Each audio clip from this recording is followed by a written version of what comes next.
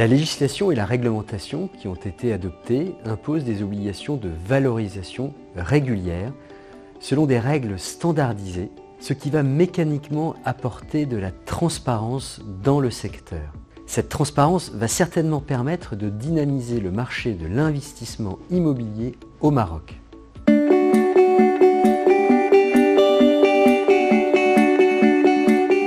Les EPCI seront probablement souscrits en premier lieu par des investisseurs institutionnels. Le grand public a aussi une grande appétence pour les produits immobiliers. Et leur financiarisation attirera certainement le petit porteur dans un monde où il y a plus d'offres d'investisseurs que d'offres d'investissement.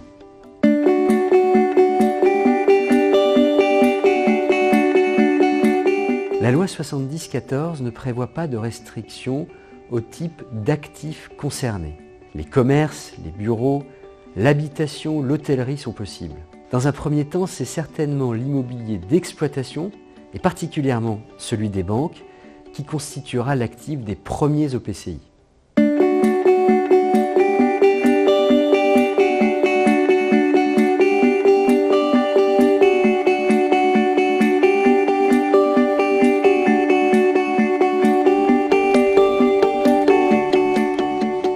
Le régime fiscal des EPCI au Maroc est très attractif, comme l'est d'ailleurs le régime fiscal de ces véhicules en France.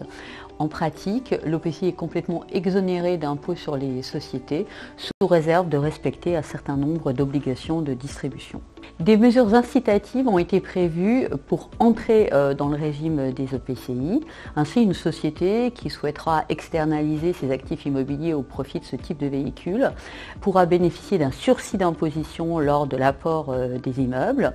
L'imposition ne sera cristallisée qu'au moment où les titres de l'EPCI seront vendus. À ce moment-là, l'apporteur bénéficiera même d'une réduction d'impôt de 50%.